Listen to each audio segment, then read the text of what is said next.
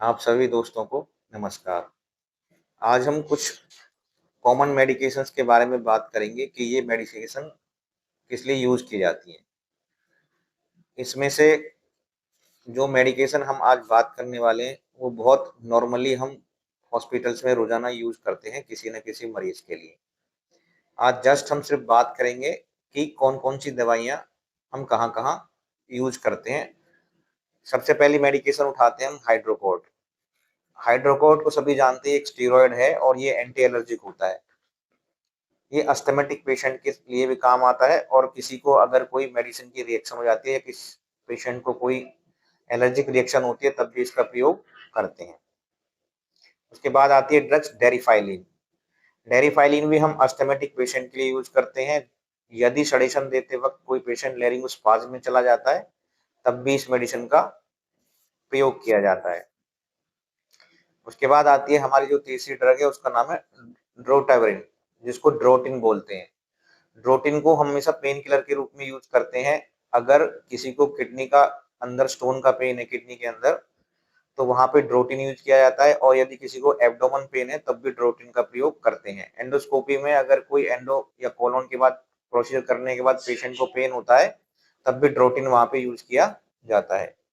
इसके बाद बात करते हैं एस्मोलॉल एस्मोपेराजोल की, जो पेंटापेराजोल के अंदर पीपीएच में आती है ड्रग्स। ये हमारी एंटी एसिड ड्रग है, इनके बारे में सभी जानते हैं। उसके बाद बात करते हैं एनीमिया। जब किसी पेशेंट को कॉन्स्टिपेशन की वजह से अगर स्टूल पास नहीं होता है तो उसे स्टूल पास करने के लिए एनीमिया लगाया जाता है। उसके बाद आता है पैरास्टामोल, फीवर के लिए यूज किया जाता है और पेन किलर के रूप में एंटीपायरेक्सिया और पेन किलर का काम करती है। उसके बाद आता है डायनापार एक्यू। ये आईवी यूज किया जाता है पेन किलर के रूप में पेशेंट्स के लिए सर्जरी के दौरान, या एब्डोमेन पेन में भी दे सकते हैं। हाई ग्रेड फीवर में भी इसका प्रयोग कर सकते हैं, लेकिन वहां पे प्लेटलेट डाउन नहीं होनी चाहिए पेशेंट की। उसके बाद आता है मेटोक्लोप्रोमाइड। ये एंटी एमेटिक ड्रग्स है, बट इससे पहले प्रेफर किया जाता है एमसेट को।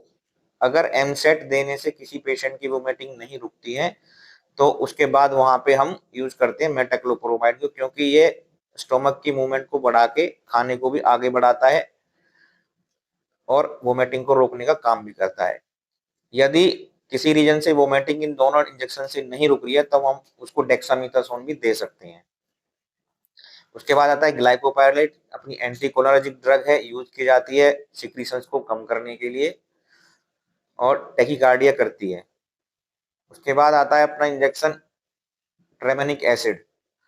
जब सर्जरी के दौरान इंटरनली ब्लीडिंग, सर्जरी के दौरान अगर ब्लीडिंग हो रही हो या हेमोराइड्स की ब्लीडिंग हो रही हो या इंटरनल ब्लीडिंग हो रही हो, तब उसको रोकने के लिए हम ट्रेमेनिक एसिड पेशेंट को देते हैं। ये अपना एट्रोपिन एट्रोपिन सल्फेट ब्रेडिकार्डिया के लिए यूज किया जाता है। उसके बाद अपना एक जबरदस्त इंजेक्शन है केटामिन। ये अपना इंजेक्शन एजेंट है और ये गैस्ट्रो लैब के अंदर जो प्रोसीजर्स किए जाते हैं, एंडोस्कोपी, कोलोनोस्कोपी, ईआरसीपी, वहां पे ये सडेशन का काम करता है, इसको उपयोग करते हैं। इसके बाद है प्रोपोफोल। प्रोपोफोल अपनी ड्रग्स है, एनेस्थेटिक इंजेक्शन एजेंट, सडेशन का काम करती है। इसके बाद है मेफेंटरमिन। मेफेंटरमिन अपना काम करता है ब्लड प्रेशर को इंक्रीज करने का। जब किसी स्पाइनल एनेस्थीसिया के बाद हाइपोटेंशन हो जाता है या किसी पेशेंट को एनाफिलेक्टिक रिएक्शन के बाद हाइपोटेंशन होता है या अदर किसी रीजन से पेशेंट को हाइपोटेंशन होता है तो हम बीपी बढ़ाने के लिए मेफेंटरमिन का प्रयोग करते हैं। इसके बाद है मिडाजोलम। मिडाजोलम का प्रयोग एज ए सडेटिव प्रॉपर्टी के रूप में किया जाता है, क्योंकि यह जो शॉर्ट्स प्रोसीजर होते हैं वहां पे सडेशन देने का काम करते हैं। आज इस वीडियो में सिर्फ इतनी ही मेडिसिन के बारे में बात करेंगे। इसके बाद जो हमारी इमरजेंसी ड्रग्स हैं उनके बारे में नेक्स्ट वीडियो में बात करेंगे। ये वीडियो देखने के लिए आप सबका धन्यवाद।